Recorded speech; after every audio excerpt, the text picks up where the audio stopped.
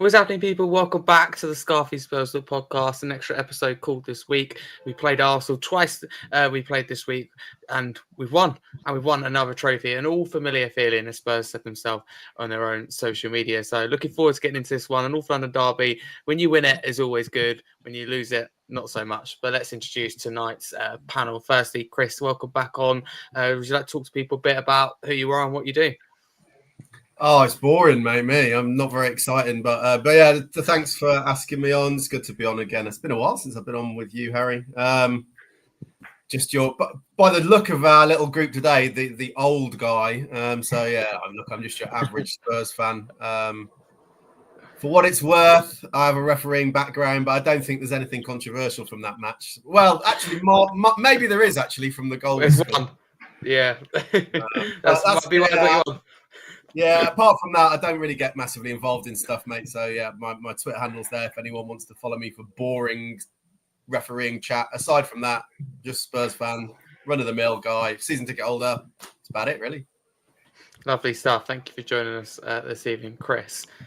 Joey, thank you very much for coming on again. Talk to people a little bit about what you do across social media. So thank you for having me on, Harry, as usual. Apologies for my dog barking. That's all right. I'm also a podcaster and a content creator as well. I am big Spurs fan, also season ticket holder. And yeah, I was there on the night in Bilbao as well. So yeah, all good. Oh, that must have been very special. Thank you for joining us today. Aaron, welcome back on. You've been on a few times recently, which is fantastic to see. Talk to people again about a little bit what you do, but thanks as well for coming on. Yeah, no worries. Thanks for having me back. Yeah, I just kind of mess about on Twitter a bit. Don't really do too much of my own stuff, but yeah, different opinions, controversial opinions, and we'll see how this goes. Yeah, absolutely. Let's see how this one goes, but it just feels nice to win a trophy again. I mean, Arsenal can only watch on in MV is all I'm going to say. But if you're new to the channel, please do like and subscribe. If you're listening on a podcast platform, please do drop us a follow and a 5-star review. Before we get into the game itself, I want to go over the lineup pre-match. I suppose it's still linked to the game. So for people who didn't see it, our lineup was Vicario, a backline of Porro, Romero, who was the captain, Van der Ven and Jed Spence at left back. Bentancur, Sarr and Bergvall in midfield, then Kudus, Richarlison and Odegaard up top. Chris, I'll start with you. What were your thoughts on that lineup at the time it was released, an hour before the game? Yeah, fine. I mean, we know we had a few people out, right? So, we know like Kula and whatever is injured. So we went pretty much as strong as we could. So Slanky obviously out injured, so he wasn't going to play. Yeah, so I think the most important thing is people who kind of lost their minds in the 2 games we had in a day at the weekend where we kind of split the squad in half. There's no relevance. And even though, as I'm sure we get into it, I'm going to be a big one for let's just be calm. It's pre-season and pre-season is hard to judge. It's much more meaningful today to see what happens with the strongest team probably we could put out. The only thing I'd maybe not question, but just highlight in the choice of the first team, the starting team, was with Son not playing. I just wonder whether all the signs are leading towards he's going to leave. And I wonder whether that was a reflection of that. I don't know. I'm just throwing it out there. But the overall, I thought it was about as strong as we could go. And yeah, sensible lineup. I mean, players in the right positions you'd expect them to be. So I was fearful still at that stage, I'll be honest, but it was as good a team as I think he could have picked really. Okay, thank you. Joey, would you agree that it's a strong lineup, maybe the strongest we could have gone? Yeah, I totally agree with Chris. To be fair, both teams went quite strong, and I was quite surprised by it, to be honest. Even in the second half, like I thought after the first half, I thought there'd be wholesale changes from both teams, but after about 15, it still took about 15, 20 minutes for any team to even make a substitution. So I think, obviously, as we know, it's a pre-season game, but it wasn't, for my personal opinion, I think, especially in the first half, I don't feel like it was played as a pre-season game. I thought both teams were flying into tackles. There was intensity, there was tempo.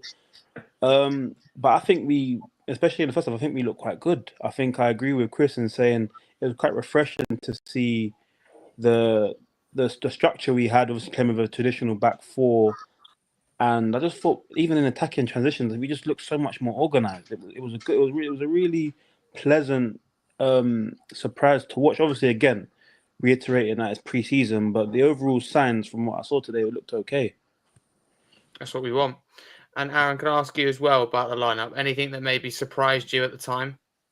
Nothing that surprised me. I was just really happy to see. I think it's our first opportunity to properly see our team play with Frank's tactics and stuff, because obviously before we were mixing and matching centre-back partnerships, just trying to let everyone play. And this was the first time we set out the squad. We wanted to win. We set out the best team we could and everyone in their right position that they're going to be playing. Richarlison obviously up front instead of on the wing last year, which I like a lot more. Only surprise maybe, I was kind of expecting to see the front three, Tell, Richarlison and Kudus. Odobert managed to get in there, so he must be doing something right. But don't hate it. I think he played really well, so definitely not a bad decision by all means. But that's the only thing that sort of surprised me out of it. Okay, thank you. And on to the game itself. I'll stick with you if you don't mind, Aaron, because Chris makes a good point about the Son. He was on the bench. Do you think it means anything for his future? Do you think it means that he's on his way out? Well, it definitely hints at it, doesn't it? But he will definitely play in Korea, so maybe it was in that mind saying he's going to start in Korea. So if we put him on the bench for this game, give Odobert that chance on the left, and then he'll probably start in Korea. So that could have been what it was as well. But it's one of those two things, or maybe a bit of both. Okay, thank you. Chris, you mentioned about you bringing out the whole point about Son. Do you think he should go for you, or do you think he has a right to determine his future, if you like? We should all hear from reports that that's what the club are going to let him do. I'm not sure I'm a believer in any player's got a right to do anything. If you're a big club, you need to act like a big club. And I think broadly speaking, the only thing I would say is I'm really hesitant to draw too many conclusions on the performance of any player over the last 2 years, because I think we've had 2 years of players not being coached, being players playing in their wrong positions where things are not, their strengths are not being played to their strengths. That said, unfortunately for Son, it coincides with him getting older, right? So he's 33 now. So I think there's probably more concern with him around, is this actually just a natural decline? And I think there's something elegant about it if he leaves now, right? He didn't play in the Brighton game, so his last competitive match would be when he came on in Bilbao. I think it just makes a lot of sense. We've got to move on at some point from him. I think now makes as much sense as any. So if you can get, I'm not even bothered about the money. If we get a little bit of money, we're not going to get much. He leaves. I'd rather he left now with a memory of lifting the trophy in Bilbao than leave in 12 months' time with the potential memory of an absolute stinker of a last season. Kind of sort of what happened a bit with Lloris, right? As he got towards the end of his time with us, he was just getting worse and worse. And peak Lloris was amazing. And it got to the point where people were resenting Lloris being in the team. And Lloris's last game was that epic failure at Newcastle, wasn't it? When we were 5 down in 20 minutes. And I don't want that to happen to Son. So it would be great. Absolutely agree with Aaron. He definitely will play, right, in the next game. And if that's the way for him to go out, what a brilliant way for him to go out. And he'll go with everybody's best wishes, and just seems like the right time to me. Yeah, I totally agree with you. You talk about us not getting a lot for him and maybe it not being about money. What do you reckon, though? The max we could get, 15, 20 million, a bit more? Yeah, probably.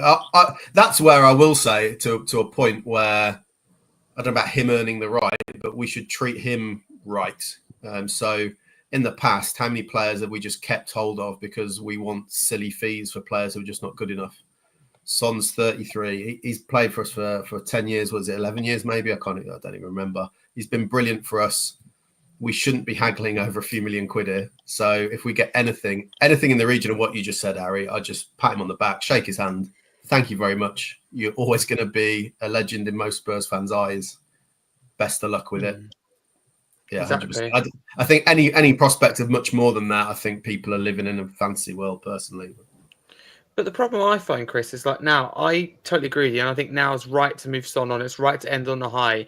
But at the same time, I'm really grateful kind of for his service, everything he's given, and I do think he's a Tottenham Hotspur legend. I think it'd be sadder when he leaves than when Kane leaves. But if you even suggest the idea of him leaving, I feel like you're shut down and labelled as someone that disrespects Sod and doesn't understand what he's capable of, and you accuse of saying he's washed, and you never say any of that. You just think it's right to move him on to avoid this scenario.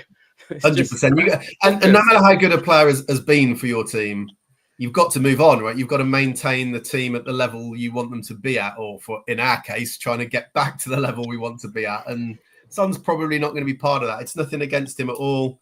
I do love the Spurs fans, though. On the one hand, you have we're a disgrace and finishing 17th, and then on the other hand, you ever suggest about getting rid of any of our players, and they're all up in arms. Well, you can't get rid of him, and you can't get. Well, what do you want? Like you can't have it both ways. You can't keep all the players and then expect suddenly we're going to be back in the top 5. We obviously need to improve, and I think that's a real weak area of our team. By the way, left wing, we've got a lot of players there, but I think we've got a lot of pretty average players there now. I mean, we'll get onto the game. We'll talk about Odegaard a little bit, I suppose, as well. But yeah, it's nothing. Anyone who's got, surely nobody, even the most extreme Spurs fans, can seriously think that anybody has got any bad will towards Son. It's not bad will. It's just like like every player, your time comes. I think it's his time. Thank you. Joey, can I ask you about Heung-min Son? It's been a little while before we've discussed him. How do you feel about his future? What do you think will happen? What would you like to happen as well? It's a tricky one because, again, I totally agree with everything Chris is saying. I think if you're going to act like a big club, you can't be sentimental, and you got to kind of do what's right if you want to propel and push on. But at the same time, on the other hand, like, I'm a massive basketball fan, and with basketball, what they do with players that have been legends at franchises and stuff like that is they get like a farewell tour. So in their last year, they'll obviously go around to all the NBA teams, and they'll get like a good send off kind of thing. But obviously, football's completely different, and it's like very tribal stuff like that. So I'm not suggesting that at all. But I just agree with Chris in the sense of I feel like we should definitely do right by him, and obviously letting him go out on his own terms would be ideal. But at the same time, I want us to act like a big club and act like a proper team with intent, and just go and either replace him straight away with quality that would kind of be at his level, at his peak of what he was, or just like threading obviously with the players we have like Odegaard and Matthias Tell and whatnot. But I think even saying that, just slightly, I still think he's probably our best finisher at the club as well, which is kind of another bit of a spanner in the work for me because, I mean, left foot, right foot, you trust Sonny all day long in front of goal. So even at the age that he's at now, so that's another conundrum that I think is a bit of an issue. But I think, let him go on his own terms, I think.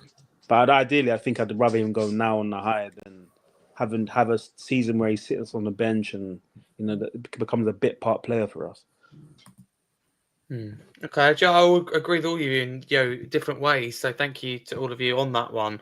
I want to move on to the game, and there's a moment before we get to the goal, the only goal of the game, between Porro and Arteta. I'm sure you've seen it. It's doing the rounds on social media. If people haven't seen it, basically, Porro's trying to take a throw in, and Arteta, being his usual self, is outside his technical area and very close, if not already on the pitch. And Porro's, instead of taking the throw, gone and shuffled Arteta back into his technical area. I mean, Chris, what are your thoughts on that? It's good to see, isn't it? Really? Yeah, no. I'll be dull and coming it from a refereeing point of view. I know the pain of trying to get control managers and keep them in their areas. And actually, as a fourth official, I'm not even going to bother to explain why. Just you can trust me, or you don't have to. But it's impractical to keep them in their technical areas all the time. So you do let it go a lot. That said, my God, Arteta gets away with it ridiculously. Like, I've never seen a manager do it as often. It's not even the standing forward slightly as he was there. It's when he starts running up and down the touchline that really annoys me. And I'm like, why do you not do anything about that? Even as a referee, like, I think we should do more. But yeah, I mean, Porro's completely in the right there. Like, he's completely in the right. He's taking a throw in Arteta stood out of his technical area. I don't think, if I'm honest, Porro probably needed the extra couple of paces to go up to where Arteta was. So I think Porro kind of deliberately caused the interaction. But I've got no issue with that because Arteta shouldn't have been there. So, yeah, good to put him back in his place a little bit. I will say I try and be calm and I try and not be one of these people who gets too carried away with the Spurs-Arsenal hatred. But my God, Arteta's dislikable, isn't he? I mean, I can't. I try and be calm about it and give due praise. Like, I think Arsenal got some great players. I think Lewis Skelly's a brilliant young kid. But, there's just nothing to like about Arteta. So anything like that where someone puts him in his place a little bit, I'm all for it. So good on Pedro. 100%. I think insufferable is the word that I like to use. Yeah, Just very, very difficult to like at all. So good job that he is not our manager and he's Arsenal's manager. Hey, Aaron, I come to you. Should every single player start to do this, Arteta? Maybe that he will stop doing it that way. I don't think anything would stop him from doing it. I think he'd probably start doing it more to try and make a statement for himself. That's the type of person he is. But yeah, I think coming at it from not a referee point of view, from a fan's point of view, I think he should have pushed him harder. He was too soft on him, I think. So that's what we like to hear. Absolutely, should have been a bit more forceful and maybe he would have landed on his backside. Joey, why doesn't Arteta get punished? We've heard from Chris, fourth official. It's harder than maybe us fans think. Do you think there should be a bigger kind of clamp down on Arteta in particular?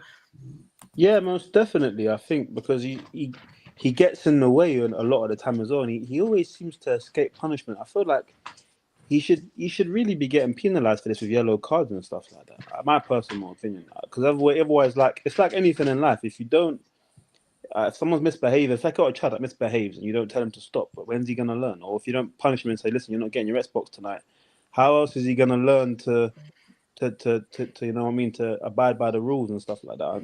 So I think that's the only way you got. That's where you got to do it. I think, in my opinion. That's a good way. That's a good idea. I have to consider that. Joey, I'll stick with you because onto the goal which come in the 45th minute just before half time from Matchday Sarr. I mean, it's quick thinking from Sarr, isn't it? Really? Yeah, Beckham-esque, if you ask me. But yeah. Pape's been amazing during this preseason. I think obviously he got his 2 goals last week as well. But yeah, Bruce Gage ran the ball out. Obviously got caught on the ball and Pape's lob. It was a great finish. But yeah, I think he's been superb the last couple of weeks. If I'm being honest with you. Aaron, would it be fair to say it's good from Sarr, but poor from David Raya to be caught out from that position on the halfway line? Well, it's definitely poor from Raya, but I don't want to defend him. But then, our press was so good that I think a lot of goalkeepers would have been caught off by that. But that's a credit to us because of our high press. So it's nothing bad for him. He was probably in the right position, but for where the stage of play was. But we changed it really quick, and I think that's a credit to our midfield and the work rate that we have seen in pre-season. That's one of the things that is definitely improved. Obviously, we had a great work rate under Ange, but that was kind of running up to it. But now it's running to the ball and making the press, but also coming away with the ball after it. That's what we've seen that's different so far. So, thank you. Chris, deliberate question for you here. Arsenal wanted a foul. You mentioned it yourself. Are they clutching at the straws here, or do you think they've got a case?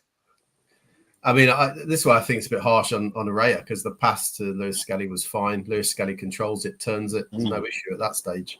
For me, if I'm the referee on that pitch, ignoring the fact it's Arsenal Tottenham, I would never be allowed to referee Tottenham.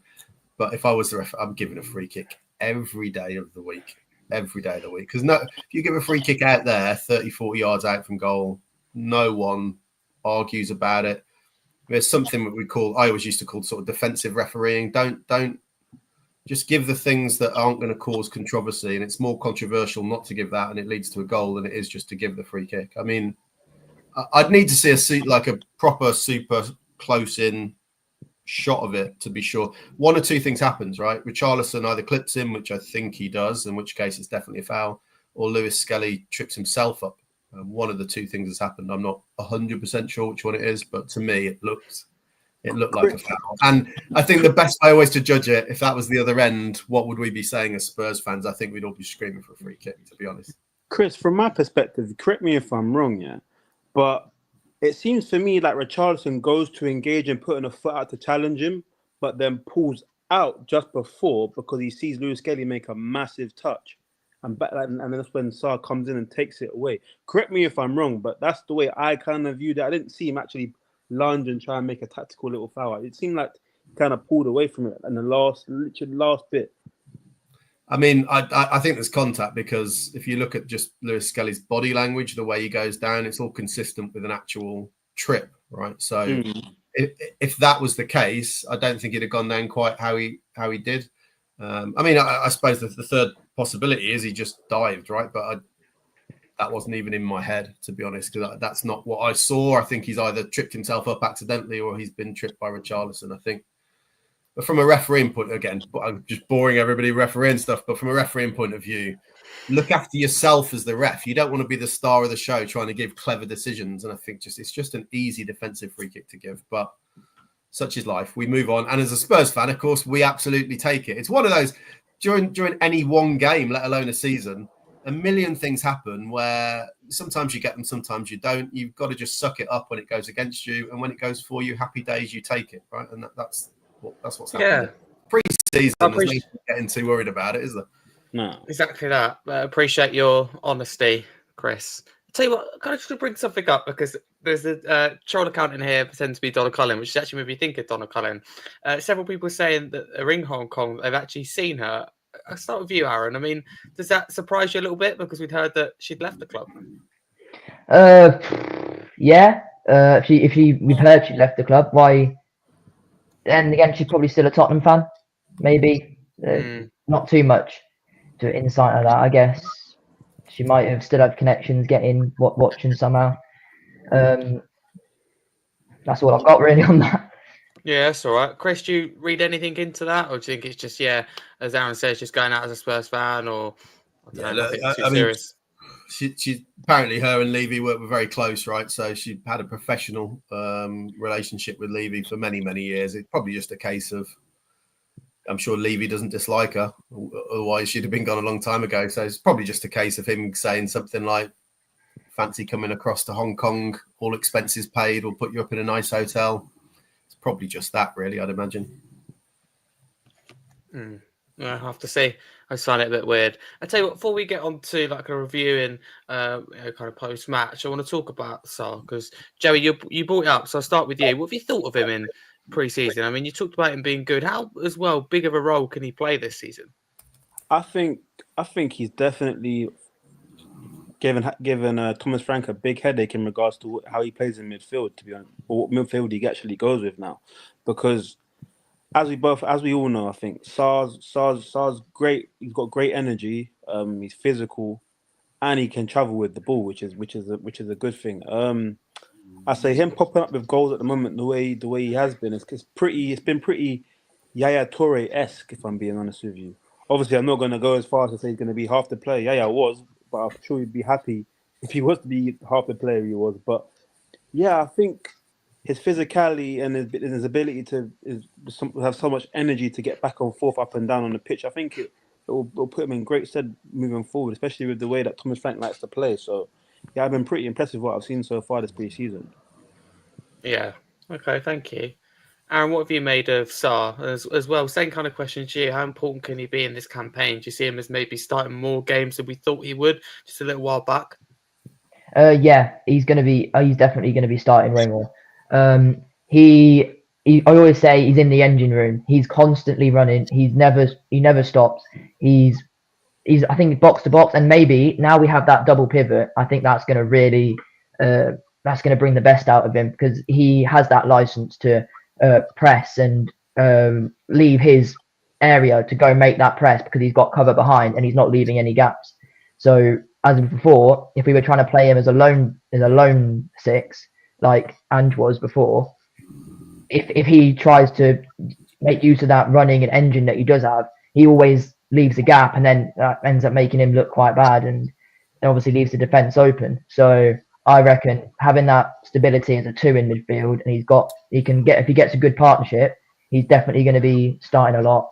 And hopefully, if we get another defensive-minded midfielder, he can keep scoring goals for us as well, so he can make that darting run forward, attacking the box. Let's hope so.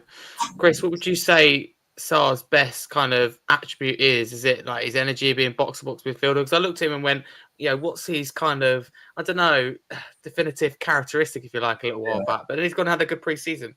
Mate, I'm completely with you. I'm not going to rewrite history now about my own opinion. I've never been convinced by Sarr. I think he falls into the category of some footballers that we like signing at Tottenham, where you say, well, what's their best strength? And the answer is nothing to do with actual football ability. It's that he's got a great engine. I'm like, well, brilliant, but can he actually play football? It's the same sort of criticism I'd say about Solanke, right? What's his best thing? Is his work rate. Great. Can he actually finish? Anyway, I don't know. I agree with Aaron that he'll start more. That said, if he plays like he did today, he played very well, right? So I'm not going to knock him. He absolutely did. But it's clear we're in for, it's on Sky Sports now, that we're in for Polinia and a more defensive midfielder. So Sarr's just going to be one player competing at the moment with Bergvall, Basuma, Bentancur for one place, I think. So I'm not sure he'll be starting more. And my view of the Gibbs-White fiasco was I assumed we were trying to sign him to play as an 8 rather than a 10. And if that had happened and you got Paulinho, I don't think Sarr gets anywhere near the team. But got to be fair. I'm over the last couple of years been quite happy to be a bit puzzled on what is Sarr's greatest strength. Like when he comes on towards the end of the game and you're defending and he can run and close down all the time, I think he's brilliant for that. I've never been convinced by him as a starter because, like you said, I'm not quite 100% sure what he's really good at. But like I said, you've got to be fair, and he's done really well so far in pre-season.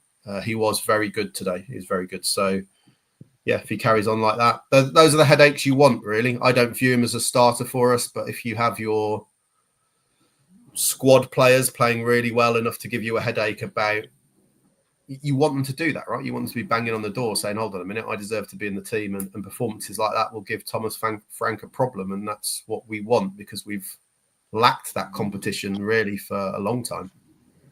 We certainly have. It's good to have it. And of course, you can never have, I don't think, too much depth, too much competition. We certainly need, I think, even more of it in some positions, fullback cover in particular. So, no, thank you, Chris.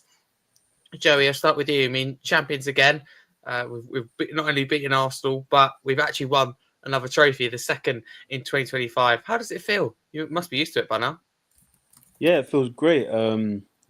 Lifting the trophy whilst beating your North London counterparts doesn't get much better than that, you know. I'd more so say I'm looking. My next focus now is looking into 2 weeks' time in the Super Cup.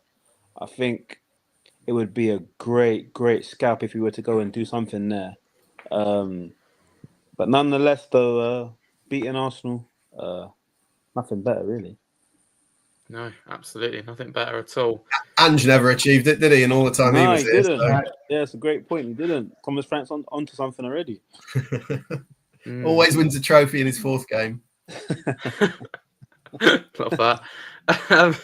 Aaron, I mean, it's becoming the new normal, isn't it? I mean, can't say that we're going to complain about it. I'm not going to complain. I think no matter where you are in the world, no matter what the level of competition you're in is, playing Arsenal's never a friendly. It's always going to be competitive. It's always going to have that extra edge to it. For whatever reason, the players will always be up for it more. They won't treat it like a friendly. Obviously, you've seen Richarlison already giving it on social media after the game as if he has just beaten them in the Premier League. So that just shows what it means to the players, and I love to see it. And hopefully, we can bring that into the Prem and against not just that in the trophy terms, definitely against PSG. I reckon if we get some signings, I don't know, probably make one of these signings before PSG, give us a bit of a better chance. But I think we can get another one. Love that. Yeah, ask Aaron, Harry. Can I just ask? Please. Would you be saying the same about it not being a friendly if we'd have just lost 5-0? Oh, yeah. It's always not. I would have been absolutely fuming if we lost that. I would have been saying fair play. It does, because it does. I'll be honest. I was asked this a few days ago, like, how important is this? And the result doesn't matter for me, so I'm not going to change my view now. It's nicer to be on the right end of it, right? But it is pre-season, so if any pre-season game, it's better to win than lose. And if you're going to play Arsenal, it's better to win than lose. But if we'd have lost, I wouldn't have cared. What I was far more interested in seeing, which hopefully we'll get onto now, because I think that this is the most important thing of today, was how we play. Whether that meant we win 1-0 or lose 3-0, I don't really care.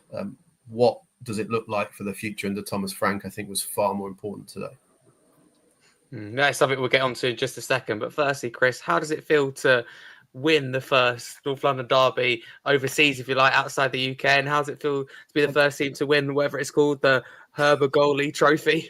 I mean, it means as much to me as the Audi Cup did a few years ago, Harry, to be honest. I don't care. Like, don't get me wrong. I'm a little bit happier than I expected to be, because I was really worried tuning in. I thought I might see a bit of a shambles.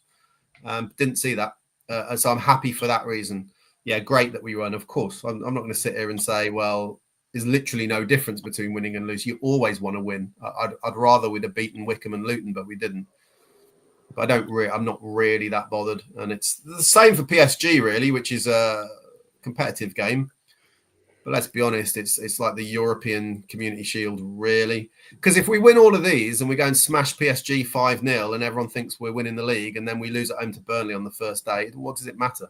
It doesn't make any difference, right? So I was actually saying backstage just before we started to Aaron that I can remember probably a season that none of you can remember, which is in 2008 under Juan de Ramos. We just won parallels. Actually, we just won the last trophy that we'd won right before the Europa League. We won the League Cup against Chelsea. That pre-season following that, if you go and look it up, we were unreal. We won every game bar one that we drew. We beat Roma. I remember, yeah. I'm glad that someone's at least old enough to remember it. Yeah. We beat Roma. We beat Borussia Dortmund. We beat Celtic. I don't think we conceded a goal in any of those games. We didn't. No. And then we went into the league season and we drew 2 and lost 6 of our first 8 games. So let's just not get carried away, would be my message. Let's be happy about it, because God knows we have enough suffering as Spurs fans. And there are reasons to be optimistic today, but, what does it really matter? It's nice that it's Arsenal. It's nice that we won. Thank God we did, but I'm not too worried, if I'm honest. I take it you're not getting too carried away at this stage. Absolutely. No, I find that is, I'd rather that than go, we're going to win the league, which I'd probably should either be someone somewhere in particular on X that would be at least thinking that if they haven't said it already. Joey, let's go on to the performance then. Firstly, did you think we deserved to win this game? Yeah, I mean, I thought we were, especially I said it before, I thought we were fantastic in the first half. I think defensively, our defensive structure was very good. Again, obviously, Jed Spence playing left back. He was. I think he played fairly well, especially up against Saka. Pedro Porro doing what he usually does. Obviously, Christian Romero and Van der Ven both looked very good. I think even at one point, Christian Romero even nutmegged Kai Havertz literally in our box. It was hilarious to watch. But again, I think our defensive structure was very good, very well timed, measured. I think even our attacking transitions was good as well, especially out wide. But everything was a lot more timed, measured. Even where we set up out of possession, we even played a bit of an offside trap, something that we did under Ange that never used to work, and it actually worked. And we actually caught Saka offside, and it was good. It was well drilled. Everything just looked well drilled today, and it was quite refreshing. That's what I'll say on the matter. Okay, cheers, Joey. Aaron, has this given you confidence going into the next couple of games, I suppose, at the start of next season, or are you opting for caution like maybe Chris is? Right, so I'll start using my head a bit more, and I'll opt for caution here. So if we think about it from that perspective, forget who we're playing. The positives I can pick out from this was the box defending, and we weren't as rash. So rather than running out, even though they were getting into our box, they never looked like they were going to even get a shot off, I don't think. I reckon that we were on them straight away, and winning the ball. It was no scrappy or was it a foul? It was always clearly the ball, and then we could drive out from the box. And like Joey said, the transitional play starts from then. So I reckon that was the key performance thing that I can pick out, was the box defending from that game. So yeah. Yeah. Okay. Thank you very much, Chris. I come to you. Did you think Thomas Frank got his game plan spot on? This is the biggest thing from today. I think, look, he's not been here long, has he? He's probably had the players 2.5 weeks in training. And I think you can see more. I'm probably going to be a bit harsh on Ange, but I couldn't stand it. So I'm going to give you advance warning for anyone who loves Ange. But I think you can see more evidence of coaching in 2.5 weeks from Thomas Frank than you can in 2 years from Ange. 1,000%. We look like the defence. I agree with Aaron. I think there were lots of positives, but we actually looked like we got a defence and we actually cared a little bit about defending. We got fullbacks. That's a big help. The players seem to have a much better understanding of what they were trying to achieve, the actual patterns of play. There's certainly a level of commitment there as well, which fell away massively towards the end of last season. There were positives all over the place. I think Kudus, by the way, is a really good player, probably the most talented player we've seen at Tottenham for quite a while. So what I loved about Kudus as well, every time the ball goes to him, you could see that Arsenal he just attracts players to him. They have to kind of double up on him, and that, of course, creates space elsewhere. So I think he played well. Yeah, all the defence played well. Midfielders were good. The only thing that I sort of take away from it a little bit is probably nothing. I don't think this is massively going to be a shock to anyone, but Richarlison's not good enough for us to be playing up on his own. Simple as that, really. I don't think he's good enough for us at all. I feel a bit for him. Like, he's had so many injuries over the last couple of years, but as positive as it was today, and I think it shows what Thomas Frank can do with a team that clearly, for me, was not a 17th in the league team. I think we've got lots of reasons to be optimistic as to what Thomas Frank can do, even if we get nobody else in. I don't think we're going to be battling for top 5 with this squad, but I'd fully expect us to be back in the top half without any worries at all, because we've got a proper manager. Mm-hmm. I think it also shows that if we really want to push on and get back towards where we used to be, challenging for the Champions League via the league, we definitely need reinforcements. We need more squad depth. We're going to struggle as soon as 2 or 3 of our key players are out injured. But I've got to give Thomas Frank 9.5, 10 out of 10 today, because everything that I hoped to see was pretty much there, of somebody who clearly has got a plan about how he wants to play, considers how the opposition are going to play and how he's going to nullify them. We are going to be hard to beat, I think. I think we're going to be hard to beat because, defensively, we've been a shambles for most of the last 2 years. But actually, you know what? We've got very good players in defence. You just have to get them to play together in the right way. And I think we're going to see that. So if we can keep those fit, which is a big question, we're going to see how much of that was down to Ange, I suppose. But if we can keep most of that defence fit, then I'd be really optimistic that we won't get rolled over quite as easy. Aaron mentioned the transitions, and God, that was just so painful under Ange. Like, every time we lost the ball, we were just so predictable. It was every week, Harry. And I was going to so many games last season where I began to resent going. My clearest memory is driving to Villa in the cup game just after I'd gone to Liverpool for the second leg and got back in at 4 a.m. I was driving to Villa, and I just remember the despondency of, why am I even bothering? Like, I know what's going to happen. We're going to get there. We're going to stink the place out. It's going to be the same patterns of play for what it's worth. That's exactly what happened. And I kind of really didn't enjoy last season. At the end, it was amazing. I went to Bilbao as well. But overall, I hated last season, and I'm a lot older than you guys. And it was probably one of the worst seasons I can remember for enjoyment. So I think, even though I don't expect us to be up with the top 4 and 5, they seem to be pulling away. Certainly the top sort of 4 teams. I don't really expect us to be in a position to be challenging them yet.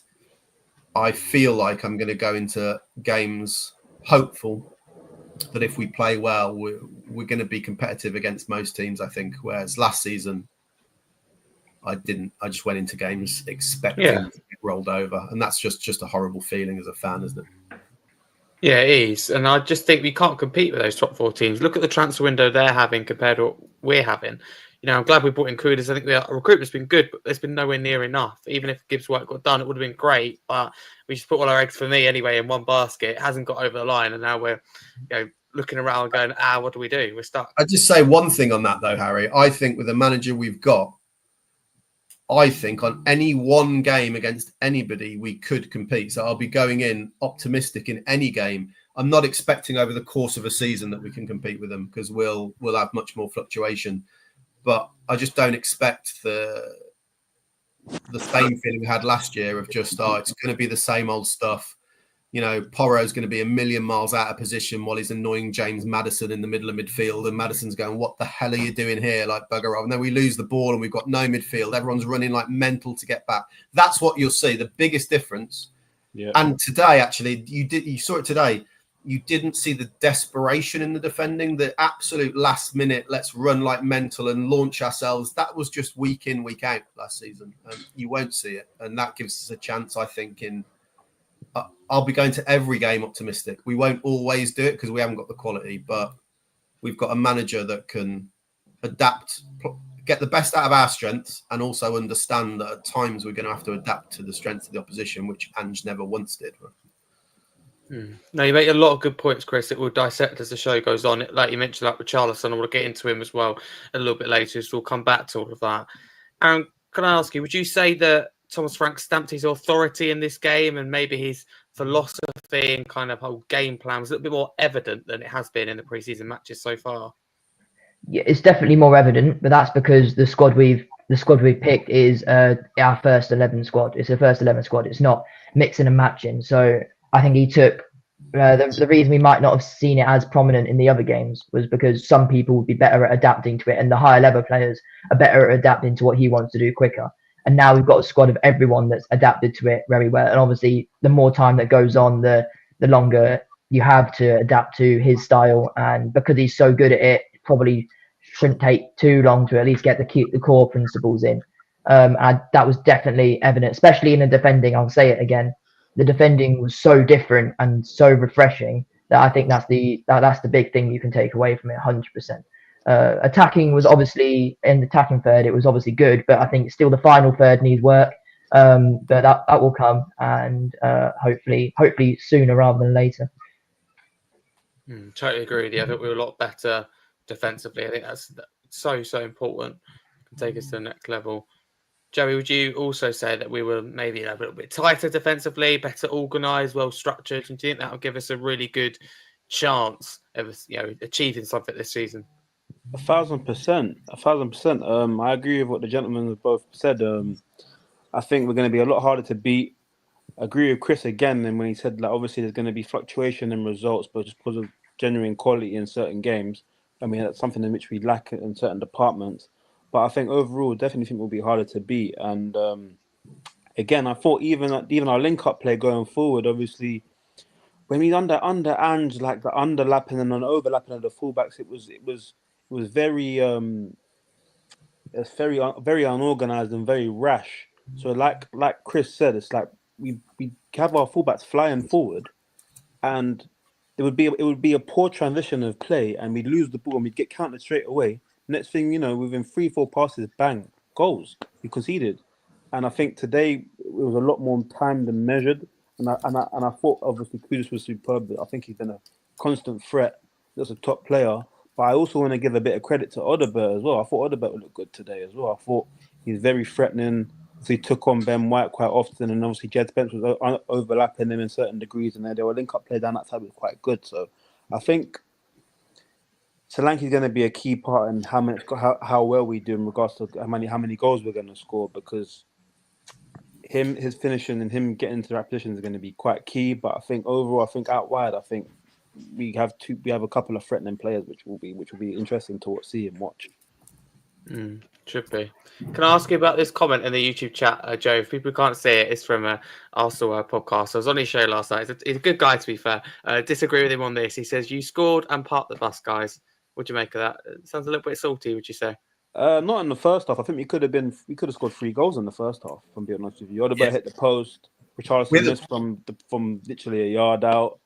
But in the second half, I'll concede and I'll agree. I think we did sit in a little bit for sure. We definitely sat in a little bit for sure. We hit the post 3 times in that first half. That Richarlison one's a bit harsh on him because it actually hits the post first and then just then bounces back off him. Yeah, but Porro hit the post from a corner, so you know we could have been like 3-0 up in the first half. So it's interesting. But in regards to the second half, I understand where he's coming from for sure. To be fair to him, below he does say credit where credit's due. Spence was very tight on Saka. In other words, he had him in his back pocket. Aaron, I'll come back to you. Would you say Thomas Frank is our sign of the summer? I mean, Kudus has been very good. You're not going to get more of an impact than what Thomas Frank's going to bring to this club. Kudus will do so much, and hopefully it brings a dynamic we haven't seen in a while. But Thomas Frank, the way he's going to change, as in backroom staff, what they're doing, and like that whole thing that he brings with him as coming as a new manager is definitely the most valuable thing we could have added this summer. No matter who we sign, because no matter who you sign, if you have a manager that's not going to give the right tactical layout, not adapt, not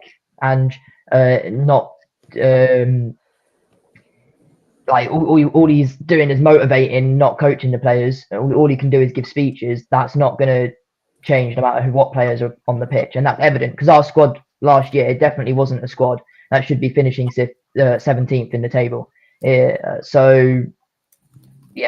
Thomas Frank's definitely are going to be our signing this summer, no matter what happens. Yeah. Okay. Thank you, Joey. Where does Mohamed Kudus rank? At the moment among kind of the signings we've seen in the Premier League window, is it up there, one of the better ones? Good bit of business. Definitely great bit of business. I even saw today. Apparently, I don't really believe it because I really don't believe West Ham will sell us 2 of their best players. But I even saw today we were even linked with Lucas Paquetá as well, which is found quite interesting. But where do I rank Kudus amongst the signings so far? I think the Florian Wirtz one will be interesting. Whether Liverpool get Isak or not will be another big one. Shirky will be interesting as well. Randers, I think Randers is a top player as well. I'm a big fan of Randers. But I think so far I'd say he's definitely in the top 5. Definitely in the top 5. Top 5. That's fair. Yeah. Chris, where would you rank Kudus among best signings that we've seen in the window so far? Is he up there, top 5? Do you agree? Or just below? I don't know, really. I don't think too much about comparing him to what other teams. It's difficult, isn't it? Other teams all got different needs and that. So, I mean, I think Liverpool are having their own best signing of this transfer window competition, just in Liverpool, right? I mean, I think they've got some great players, by the way, even the likes of I almost forgot his name then, Kirkes and stuff. I think he's a brilliant fullback, but I just focus on what we need, and I think he's, put it a different way, he's one of the best signings I think we have had in a transfer. I'm trying to think who was the last player we signed who was better than Kudus. Nothing springs immediately to my mind. You can see is at a different technical level to the players we have, which is a frustration when you have we keep signing players of the same sort of profile, Tells and Odebears and these sort of youngsters who are, in my opinion, not quite ready to be starting players for us on a week in, week out basis. Kudus is just a different level entirely. Yeah. So, and I think you saw that today. And yes, I'm really excited. The most Spursy thing possible to happen is he'll get taken out in the Super Cup or something. He'll be out for the season. You know that. God forbid. You just know that's the most Spursy. Oh no. It's true. But great sign. And I was so excited as well that 24 hours when I thought we got Gibbs White, because I thought Gibbs White is exactly what we need as well. But there's a lot of rumours going around at the moment. There was a lot of rumours around the Gibbs White stuff, and then it all faded away. But just recently, again, I've seen it pick up about potential investment, and I think there's pressure on us to get some real proper players in the next few weeks. But I'm hopeful that we can. But if we're aiming for that, the Kudus level signing, I've seen the Paquetá links. I can't get my head around why they would want to get rid of Paquetá, because I think he's a fantastic footballer. And I saw lots of stuff online about that they want to get rid of him and they're happy to take 30 million. I'd be down there now with the 30 million going, fine, jump in the cab, we'll take you back. And let's see what happens. But the question is about Kudus, right? Fantastic player. I don't know about top 5, and it's so hard to compare when every team's got different needs and stuff. But Yeah. one of the best players we have signed, not the normal level we have seen from Tottenham Hotspur in the last, I don't even know how many windows. A lot. 45 years since not Dembele, and Ndombele, probably. Yeah, I mean, to be fair, and Ndombele, of course, everyone's going to slag him off, obviously, but that's hindsight, right? When we signed him, I think that was showing the level of ambition, and when we signed him, everyone was gassing about it, and like this guy who dominated Man City in the Champions League, and so that probably did show the same level of ambition. Yeah, since then, I can't really, off the top of my head, think of any player. Certainly, technical-wise, no one comes close. And that's also a really good shout about Ndombele, because technically, Ndombele was actually outstanding, unreal player. Yeah. So yeah, I agree with you. He's the best technical player we've had since then, but hopefully one that comes with some work rate and a less of a penchant for McDonald's with any luck. Doesn't that just show though? It's you're going to be the most talented player, but it's also you've got to put the work in, and you've got to have the right attitude, that mentality. You need a bit of both. You're going to work if you just have one. You can have a unreal attitude and work rate to everything, but if you're not good at anything, you're going to struggle as well. So you absolutely need both. It's such a shame for the Ndombele. Going to do some quick fire, a quick fire question now about man of the match. So and go around the panel. You can give your quick reasoning why, but I want to see who we've got for man of the match. So be thinking, no particular order.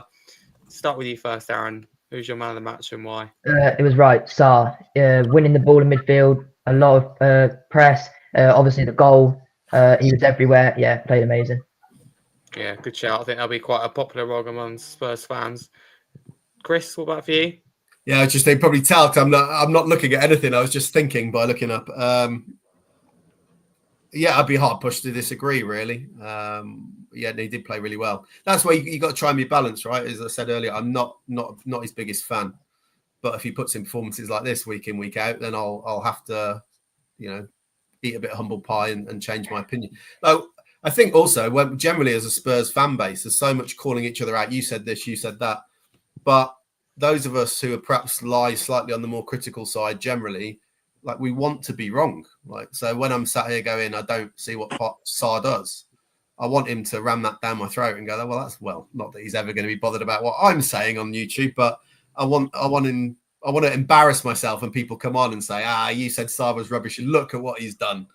And if he carries on doing what he does today, then I have to do that. So let's give him his props.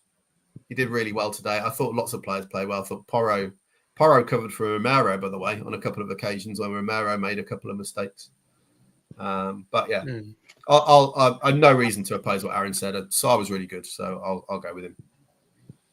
Okay, thank you. Joey, you got anyone different in mind, or is it Sarr for you? It's Sarr for me, yeah, but I'd want to give an honourable mention to Jed Spence as well for nullifying Saka for 80-odd minutes. Yeah, so. By the way, though, when they brought that kid on, how good does he look? That 15-year-old is Dowman. Dowman. Yeah. He looks a top prospect, though. Very he did good. more in the time that he was on than Saka did when he was on.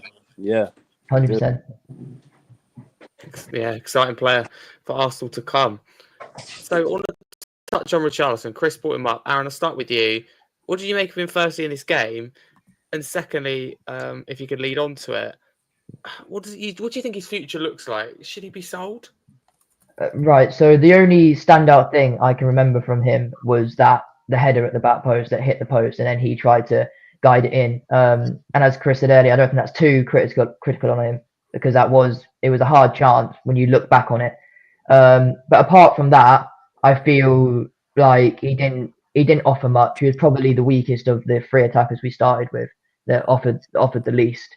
And he was the one playing through the middle, and he never really looked like scoring or even posing a threat. I think in terms of what he's going to do for us in the future is, I reckon he's either going to be back up to Solanke, and he'll be holding the bench quite a lot, because he just isn't. He's not up to the quality. I don't know where the guy from Everton has gone, but at Spurs, I don't think he's never really stepped up. He's got all the passion in the world, and he'll fight for the badge on the pitch, and that's about the biggest compliment you can give to him. But once again, if we're trying to compete with the top, I don't think just passion's enough. You've got to be able to turn that passion into a performance as well, and that's what Richarlison hasn't managed to do. I don't think really ever consistently anyway. In terms of that striker position, I think Solanke does a lot better. He has the same running and threat and engine that Sar, but as well as Richarlison does. And he also has the quality to finish it and get on the end of things and the positioning. So honestly, I think Richarlison could be sold because we've been in the market for another forward striker. If we do get probably any other striker that I've seen us linked to, he could definitely be seeing the door. But I don't think he wants to. So it depends. Are they gonna? Of course, he's going to be very comfortable here because, of course, he would be. So it depends if we want to go through all that and try and push him out. That's the only reason he's going to leave if we want him to. So yeah, I don't know who would buy him. Like, yeah, he's never fit, and when he is fit now, he can't hold the ball up at all. I just don't. And even if you get an offer, my worry, as we've seen for Spurs over the years, is what we expect for the players we don't want. Right? I'll throw a number out there. I genuinely don't think you're going to get any more than 25 million for Richarlison. Not a chance. Yeah. And I'm being optimistic, I think, slightly there. Yeah. But you see on the internet, if we can sell him for 40 or 50, I'm like, I don't know what world you're living in. You think someone's going to have watched him over the last 2 years and want to pay for? I mean, I hope they do, but the only avenue for him, because I know the Everton fans would love him back. Could he go there? But there's no guarantee that David Moyes wants him to play for Everton. But who knows? We'll see what happens. But he's not good enough. Well, Saudi paid the most, but I can't see Richarlison wanting to go there. You know, he wants to be on kind of, TV a lot, and he wants to be on all the games and the other big thing, Harry, this year as well is next summer's the World Cup, right? So if I'm Richarlison, I'm absolutely just speculating, but I'd probably think maybe Saudi. If you're going to go to Saudi, maybe do that next year. Like, you've got 1 year to be in the shop window to get yourself playing ahead of the World Cup. Saudi's probably not the right place for that. Oh, okay. Thank you very much. Joey, have you got anything to add about the Richarlison situation, maybe about how you feel or how you think that saga's going to go? Will he stay? I think it's a tough one because at the end of the day, we still need backup for Solanke, even though, again, like Chris, I'm not really a big Solanke fan.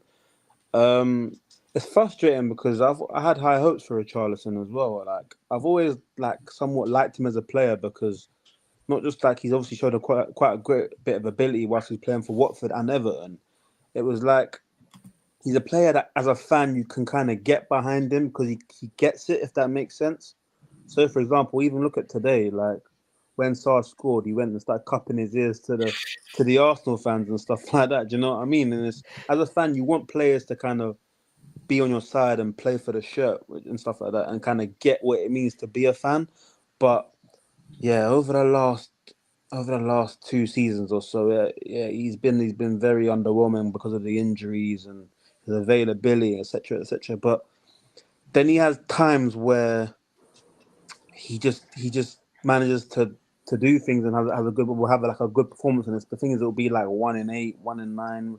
But you have nights like in the Champions League against Marseille where he'll bang in 2 great headers and score 2 goals and stuff like that. And even in Bilbao, I thought in Bilbao he was bloody excellent.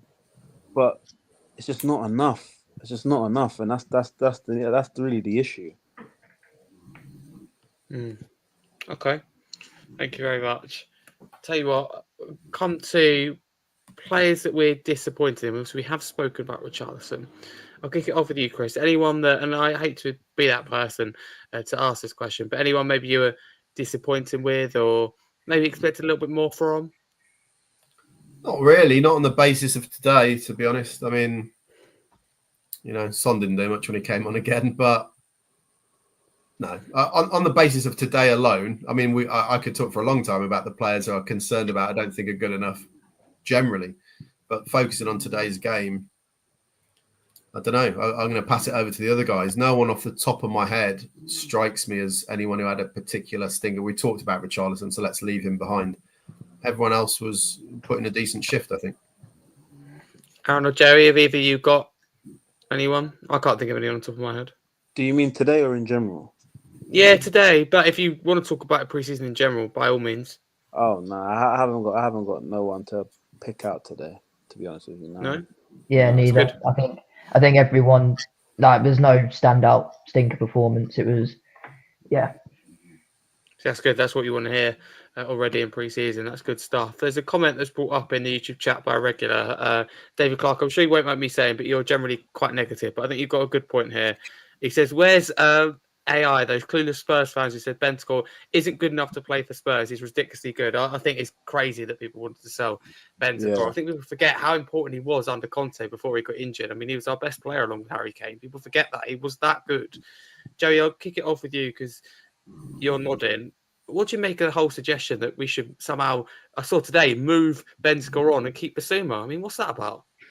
This should be the other way around, if anything. I think I'm a big fan of Bentancur personally. He's so comfortable on the ball. He keeps us ticking, and I always want my centre midfielders to be able to take the ball on the half turn and get off the centre halves and get us playing and stuff like that. And he's always been superb at that.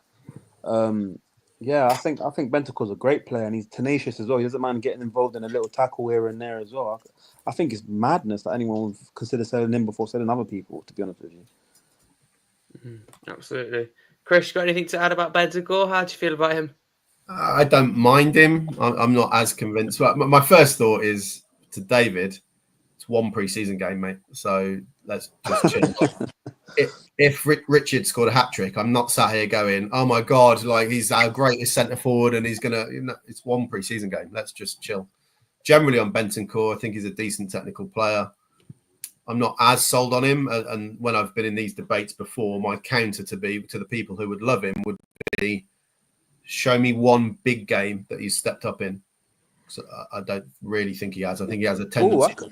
I could name you a few, Chris. I think he has a tendency to go missing against decent midfields, personally. I could name a couple. I'm not going to lie. Go on, Joey. Feel free. Man City away, will we be on 3-2?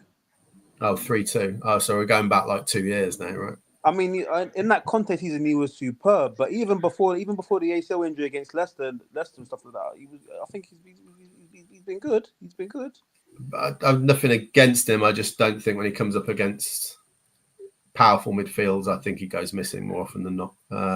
So I wouldn't be. There's no one really. I'm going to steal a line from Perchi, who I noticed was in the chat, and he basically says there's pretty much no one in this squad. Maybe Kudus aside, because we've just bought him and he looks a technical player. There's no one that if I woke up in the morning and saw Spurs have agreed to sell X player that I go, oh my God, I can't believe we would be willing to sell him. I think we've dropped off a long way from where we were a few years ago. No, don't be wrong, he's not a bad player. It's certainly not top of my list of problems at Tottenham by a long, long way. I'm not sat here thinking we should desperately get rid of him. But I'm not convinced he's really massively the solution if we want to be pushing ourselves back towards the Champions League places either, to be honest. That's fair. Aaron, do you think his ability is kind of limited playing in that number 6 role, which he did so often under Ange? Do you think that maybe hindered his kind of ability and stopped him being able to like create? Because I always look at Bentancur and go, he's really good at pressing and he has a lot to offer going forward as well as his defensive work.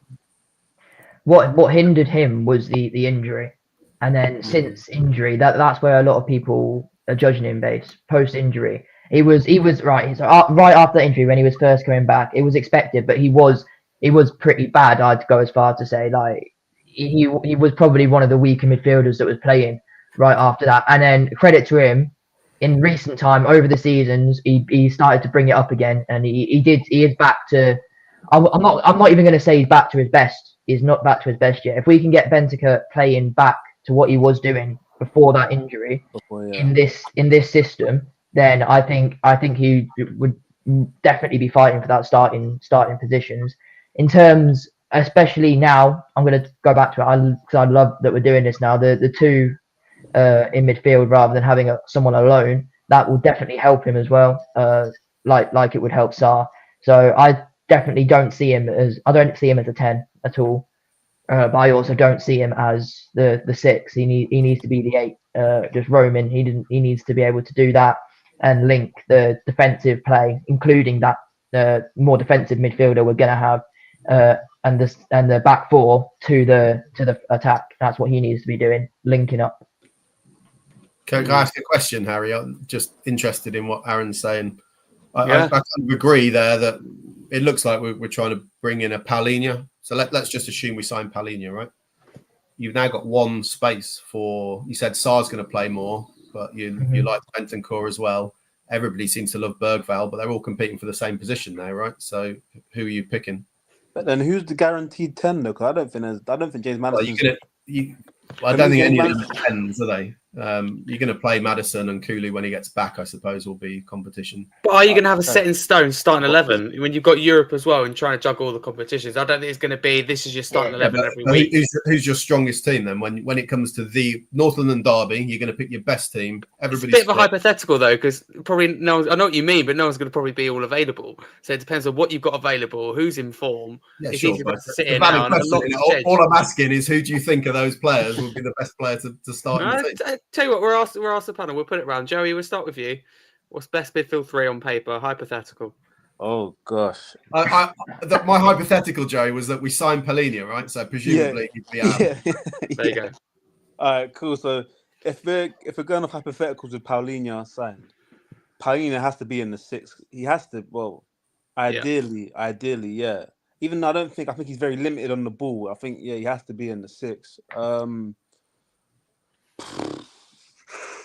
Do you know what? I'm a big fan of Bergvall, but sometimes in certain games I think he's a bit overconfident and he gets caught on the ball.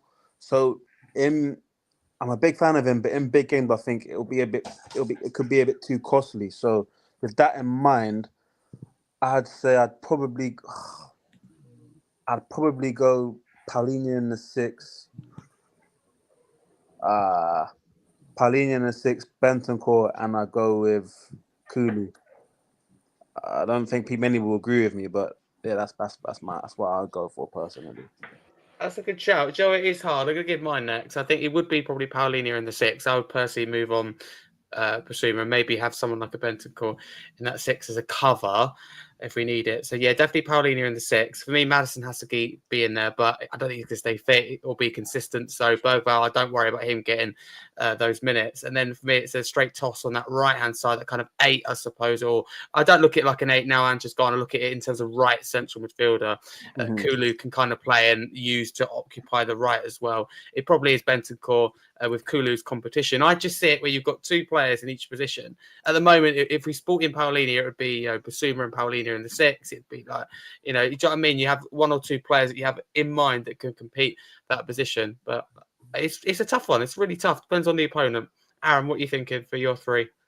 Before I start, this is just such a good problem to have, I think. Like, imagine you wouldn't even think about talking about this with the depth we've got. The fact we can even have this conversation is a good thing. I think, we're not even mentioned, I've seen it in the chat, Gray. Like, with all these players, he's not even getting mentioned in the competition. That's how good this depth is. But I would go for, I think Paulinho will definitely start. So he'll be that defensive one. And then next to him, it's, right, so you've got Sar and Bentancur, the ones I'm deciding between here. And I've liked what I've seen from both. So I reckon it will be a situation of form. That's what it will be. It will be a Thomas Frank problem. It will be whoever he thinks.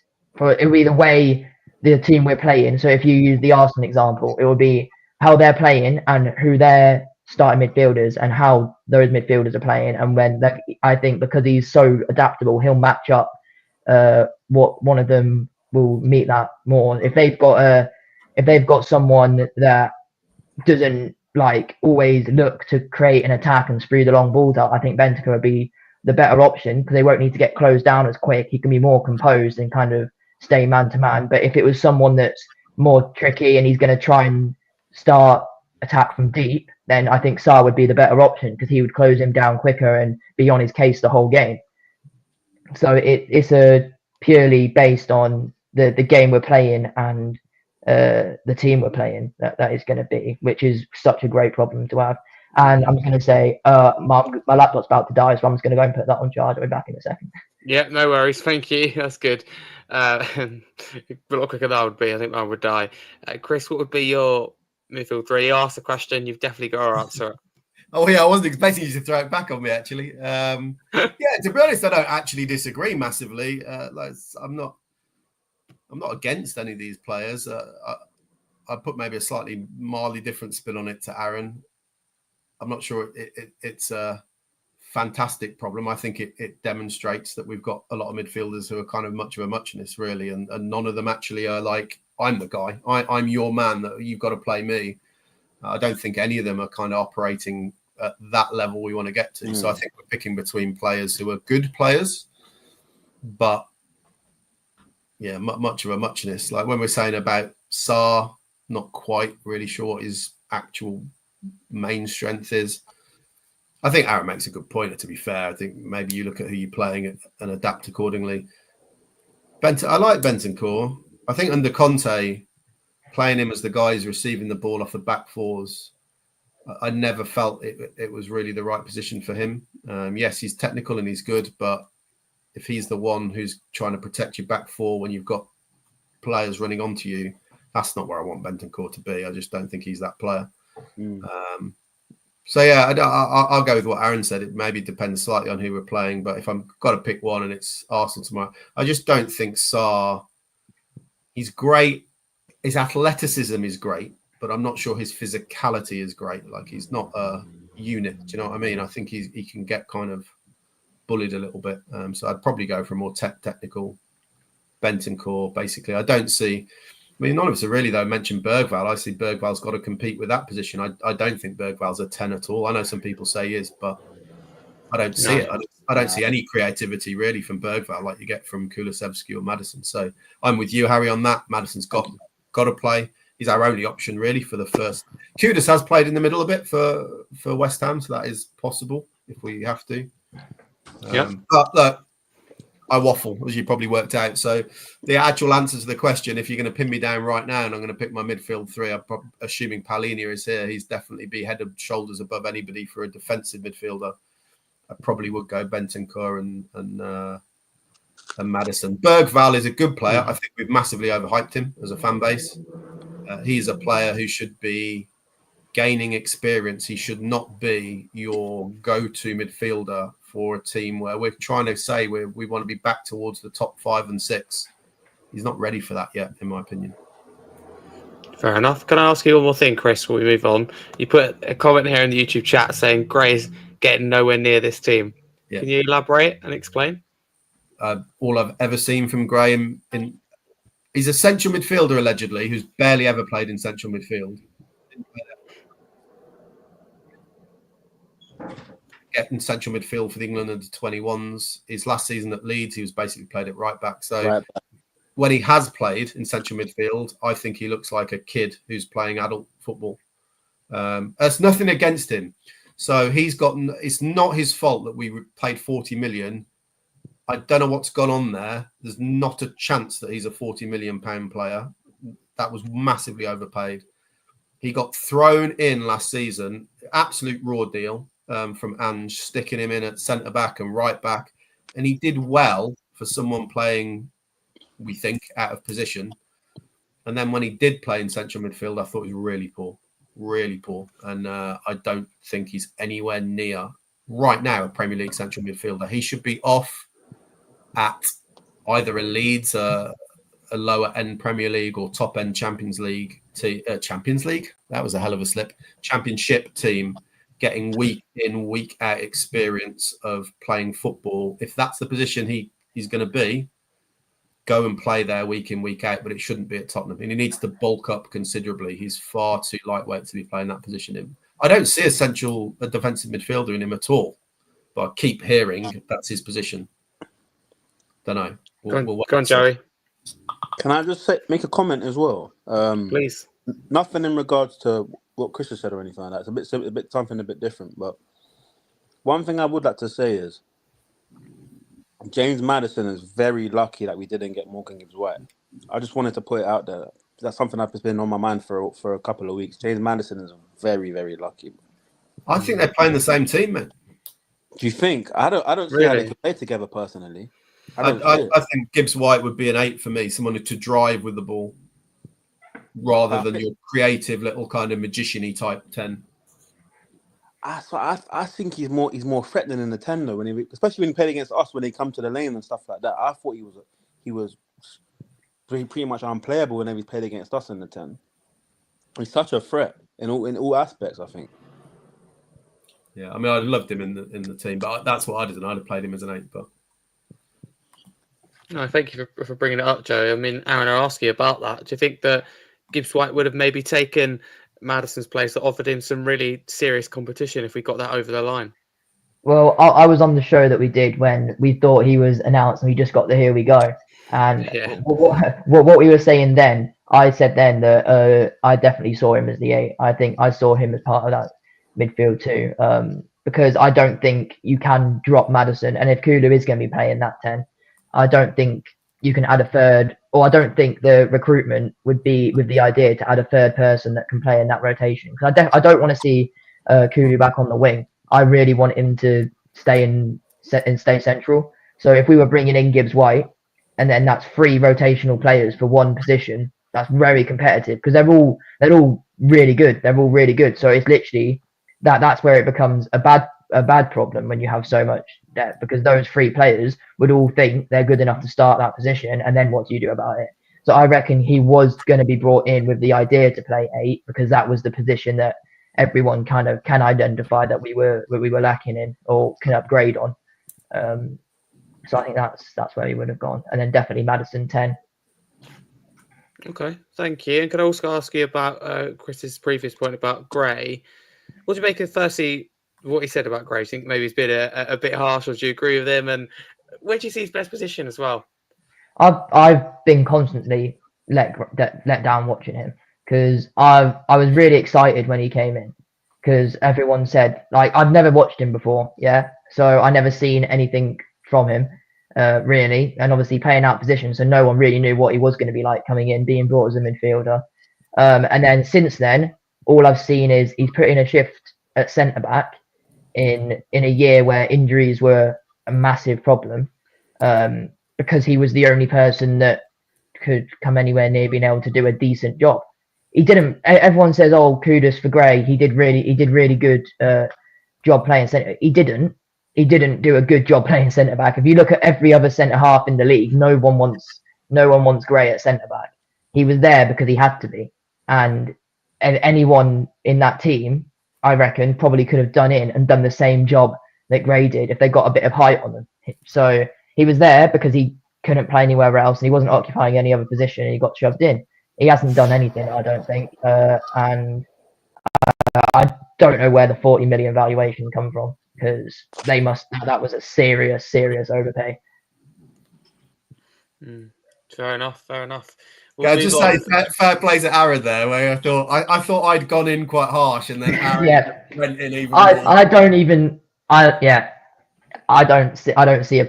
see what anyone else could see in him at all, to be honest. I don't even see what the recruitment team saw in him when he got brought in. And once again, want to be proved wrong. Hopefully he comes through and does work this year, but I doubt it. I sort of agree, and I agree and disagree to a point where, again, we're just what our fan base do. We kind of gassed him up massively about, oh my God, he's amazing when he's playing centre back. He wasn't that amazing, was he? No, he wasn't. Every week, he wasn't. So I kind of agree, but then I also think, given that he's a kid, but no disrespect to you two guys who are younger than him, but he's a kid, been thrown into Premier League football in a position that he's not used to playing, especially when he's centre back. So he wasn't an absolute disgrace and a liability, right? So in that sense, I thought fair play. Like, you've been given a real difficult task here, and he's done okay. But yeah, no, I agree that he wasn't the amazing player. Everyone was like, "Oh my God, he's generational," and I don't know what you're watching. Yeah. Fair enough. I'd say the 40 million price tag does look a lot at this stage, but I felt that he was actually, you have acknowledged it, that he was thrown into a bit of a deep end. I actually thought he'd done okay. I thought he'd done well, but we need to see more from him, hopefully this season. And, hopefully you see him a bit more in midfield. Because that's the thing.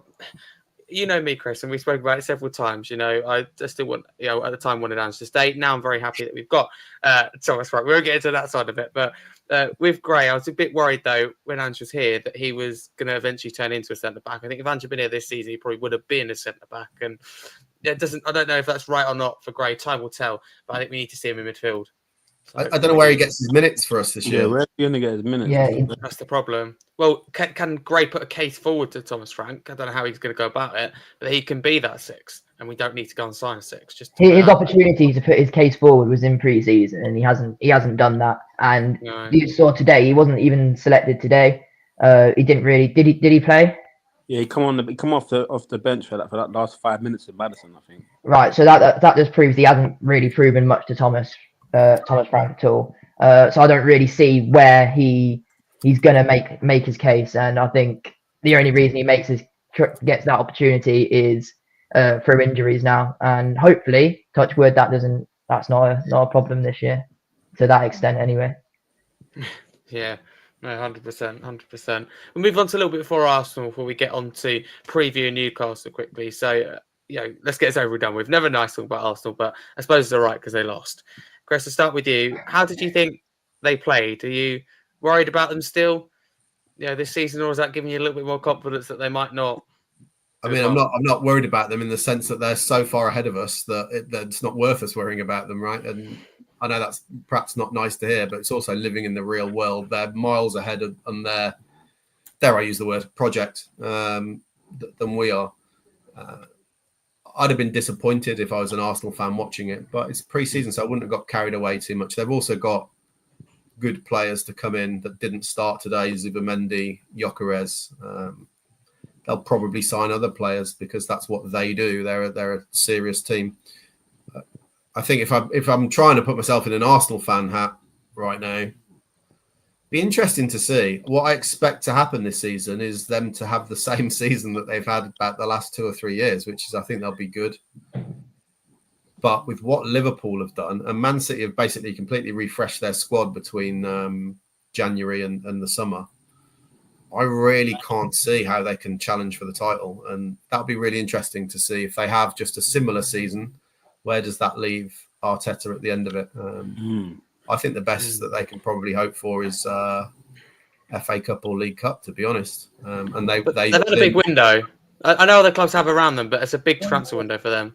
Yeah, for sure. But Liverpool have just gone and ripped it up, haven't they? I mean, it's absolutely crazy. I mean, if they sign Isak, it's just carnage. I don't know what's gone on. Someone slipped something into the CEO's tea or something because they've just gone. I mean, bear in mind, they just won the league, right? And won the league easily. And then they're like, right, on the back of that, we'll just go and splurge 300 odd million and buy 2 amazing new fullbacks and a completely new forward line. They're selling players who walk into our team, right? Because they like Luis Diaz and walk into our team. So they're on a completely different plane. We're not going to be in that conversation. Arsenal want to be. I can't see how they're going to do it. And on today's basis, if they're not going to be able to dominate pre-season, like I keep saying, so I'm not drawing any conclusions, but if that was typical of what we're going to see in the season and they can't really dominate a team like us with the midfield that we had, that would really worry me. And how quiet Saka was against Spence. I always find that Spence is very good at that sort of thing. He's a very good defender, and then I think he tries to 1v1. Yeah, and then he does the really difficult bit, stops Saka, and then like he's got a 5-yard ball and he'll boot it out of play or something. I'm like, well, you've just done the hard bit, but yeah, I'd be worried, but not overreacting if I was an Arsenal fan. I'd also be really excited that I'm about to watch Zubimendi and Gyökeres play. Yeah. Do you know what? A little bit random, but it's still to do with football. I listened to Luke Shaw's interview with Sky Sports today, and he said the aim's got to be for Man United to win the title this year.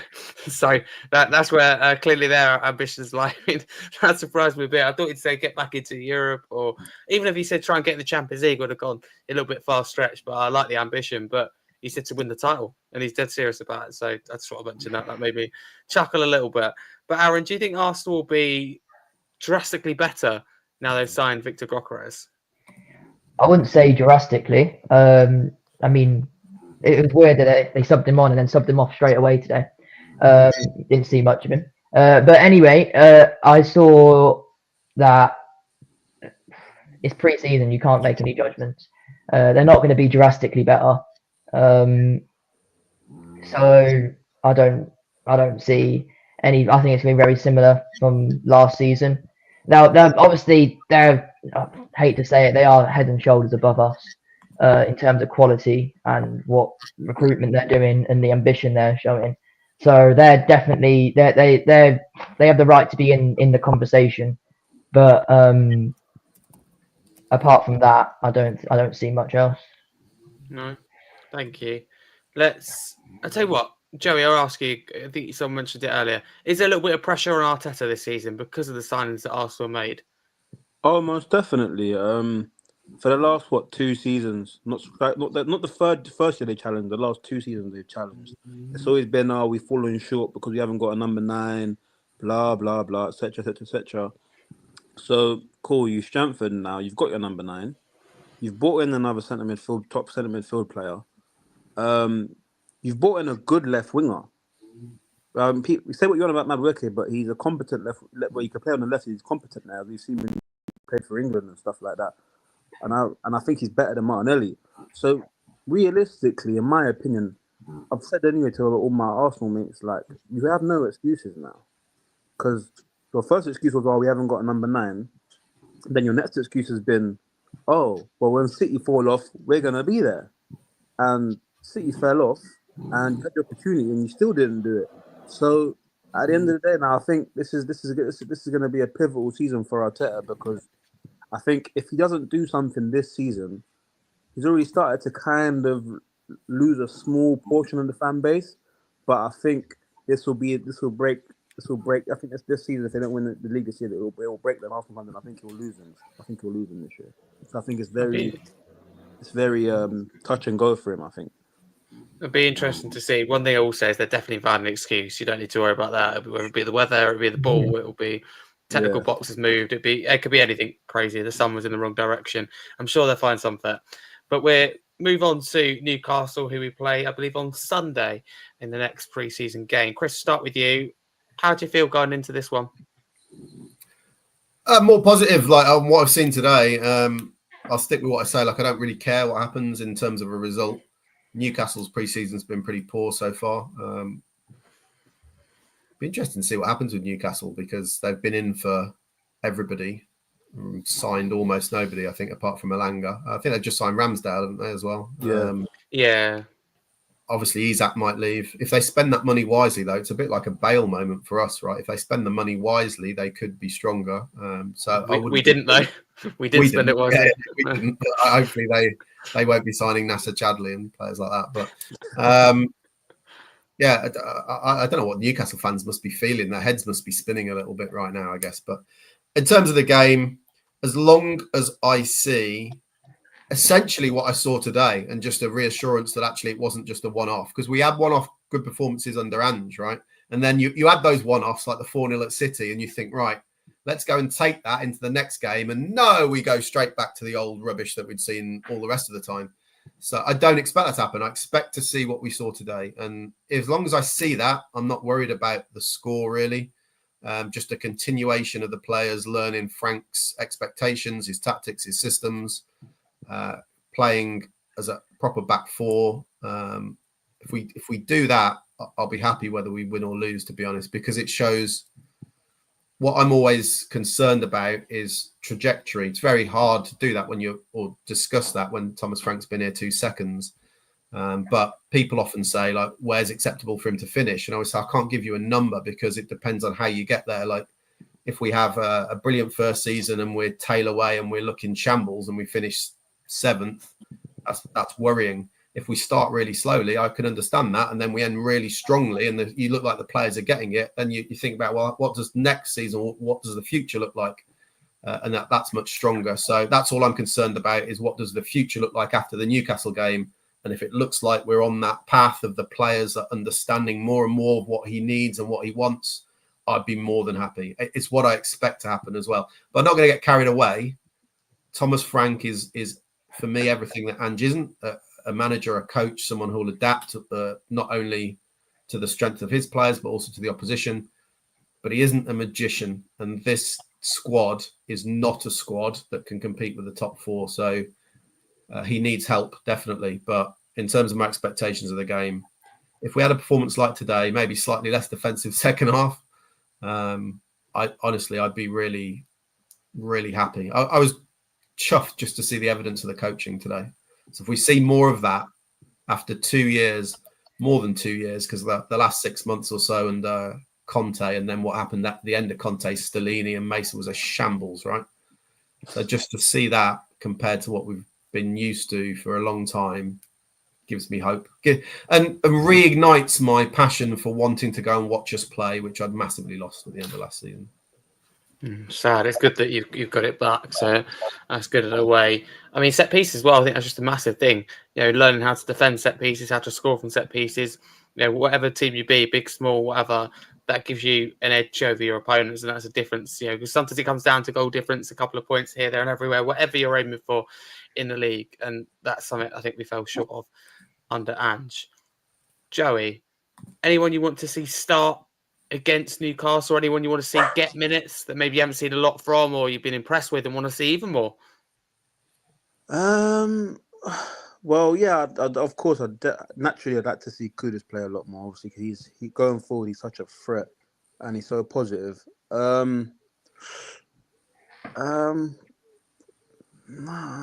not really. Yeah, because obviously we've only had one signing, so not really. And everybody else we've been watching for the vast majority of the season. So, nah. Oh, stop it. Sorry, guys. But yeah, overall, I think I'm just gonna continue on with what Chris said, and I just really want to see, obviously, how how Thomas sets up and how we are defensively and offensively going forward in the structure. So yeah. No, thank you very much. Aaron, what have you made of Newcastle's transfer window so far? I mean, it's been underwhelming, isn't it? Maybe a bit like ours. Yeah, I don't think any of us are in a position to comment on their window, because ours is just as poor. I can't seem to get anyone through the door or out. Well, Newcastle got players wanting to go out now, but yeah, in terms of the game against Newcastle, it'd be interesting for me to see that word that everyone keeps saying, adaptability. I want to see if that's already coming into play. I want to see if there's any standout differences that we can compare this Arsenal game to how we're playing Newcastle. I want to see if there's any standout like positional changes or any different tactics that is easily spotted from watching, and see if he's already starting to adapt to the opponents we're facing even in pre-season. I think that's the most interesting thing that I want to see. And obviously just more building on the same principles he keeps talking about, make sure every player is more confident with it, everyone's on the same page. That's what pre-season's all about. So that's what I'm looking forward to seeing, especially that see what adaptations he's going to make. Okay. And last but not least, let's get your score predictions. I think they'll be a little bit different now. We've beaten Arsenal. Mine certainly is a little more positive anyway. Aaron, what's your score prediction to kick it off with you? It's hard to tell. Once again, pre-season, both teams will just be wanting to put in a performance. So I reckon if we want to build on defensive stability, we'll say I want to keep a clean sheet to show that we've done good defensively, and then to show that our attack is starting to gel, and hopefully Solanke might be playing. Hopefully a 2-0, just comfortable, good performance all round. That's what I'd want to see. Nice. Yeah, I was thinking a 2-0 or a 2-1, but if he's he isn't involved. So where's Newcastle's goals going to come from is what I think. So I'd lean towards a 1-0, 2-0 win, the Tottenham 2. Joey, what about for you? Yeah, I agree. I think Alexander Isak not being there is going to be maybe a major difference to what the result would be. I'm going to go for either a 0-0 or a 1-0 win, me personally. Yeah, that'd be sensible. Thank you, Joey. Chris?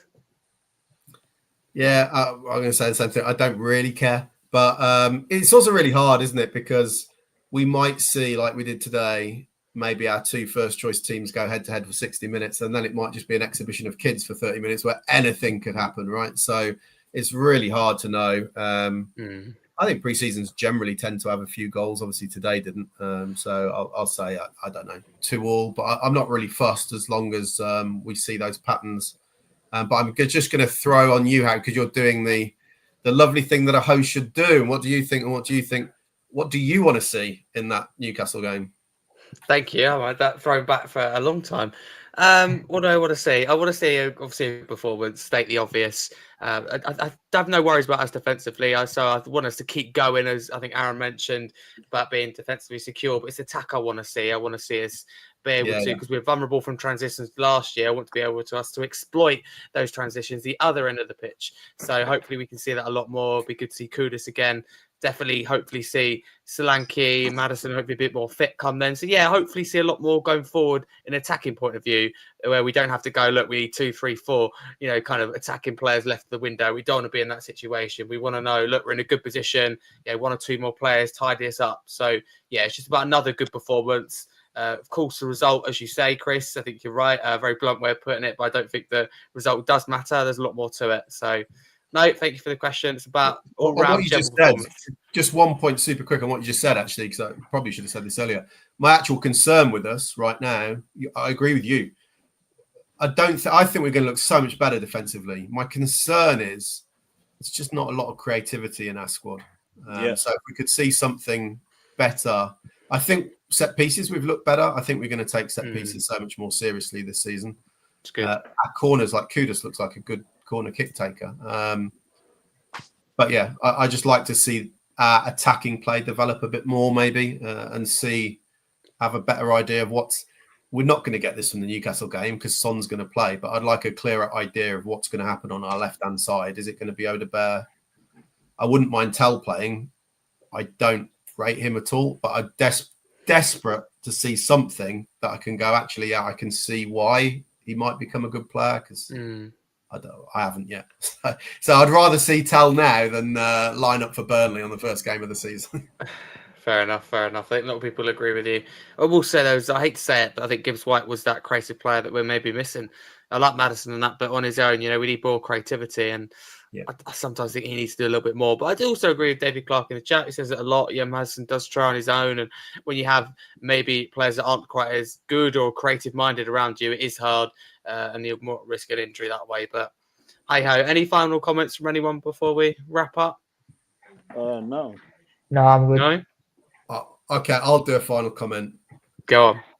I'm so happy just to have a proper manager, honestly. Me too. Not just from what's happened on the pitch. I think the worst thing as a football fan is to lose hope. And I used to watch Ange's press conferences and not think, I don't know what game you've just watched, but it's not the game that I just watched. And I watched Thomas Frank talk. And the main thing I just think is he's just so down to earth. There's no ego there at all. And I think there was a lot of ego with Ange. We all need to move on from Ange, right? So maybe I shouldn't have brought him up, but it's just refreshing. I might be here in a few months going Thomas Frank out when we're doing appallingly badly. But right now, I just feel so grateful to have a proper football manager in charge. Yeah, definitely, 100%. Thank you very much. That kind of wraps us up nicely. So let's go through the panel and see where you can find you all across social media. Firstly, Chris, we will start with you. Thanks for coming on again. Remind people about what you do and where people can find you. Yeah, not a lot is what I do. Just try and defend referees as best I can on Twitter. And then occasionally get dragged in for my atrociously poor and somewhat negative takes on Tottenham onto various. I don't go onto anything regularly. Sometimes go on Spurs Kings. I assume that will be happening this season on a Monday to look at VAR and stuff. So that's always a fun chat where I get told how terrible all the refs are and I try and explain why they were correct. But that's a difficult one. But I'm only on Twitter, so if anyone wants to some appalling refereeing takes, feel free to follow me there on Spurs CC. I appreciate it, Chris. Great to have you back on. I'm looking forward to have you on this season a little bit more. Aaron, thank you very much for coming back on. As I said to you earlier, it's great to have you on finally. And you've come on a few times now in quick concession, which is great. Hopefully the signings will come that quickly for Tottenham. Where can people find you on the socials and remind people what you do? Yeah, same as Chris. Don't do much. Just opinions on Twitter a lot. Trying to get an idea of how this season's going to go right now. That's all I'm looking at. Yeah, Tottenham Hotspur FC _AW on Twitter. Thank you very much. I mean, I like some of your work there, some of your thumbnails that you've done in the past, and that I think you do more than I think you give yourself credit, Aaron. Thank you. Joey, thank you as well for coming on the podcast. Again, remind people what you do and where they can find you. Always a pleasure, Harry. Thank you for having me. You can find me on Tottenham Joe for my Spurs related content on Instagram. My main account, which I do mostly general talking points about football and stuff like that, is my Joey Huncho 1 account, and I'm also a part of a collective called Benchview Sport TV that covers all sports and football media. So that's where you can also catch me. So yeah. Fantastic stuff. Thank you, all of you. Please like and subscribe to the YouTube channel if you're new. For listening on a podcast platform, please drop us a follow, a 5-star review, and check out our sponsors in the Kitman channel. Merch should be dropping ahead of the 25-26 season. So a little reveal there to keep your eyes peeled. But for now, a massive come on you Spurs. Till next time.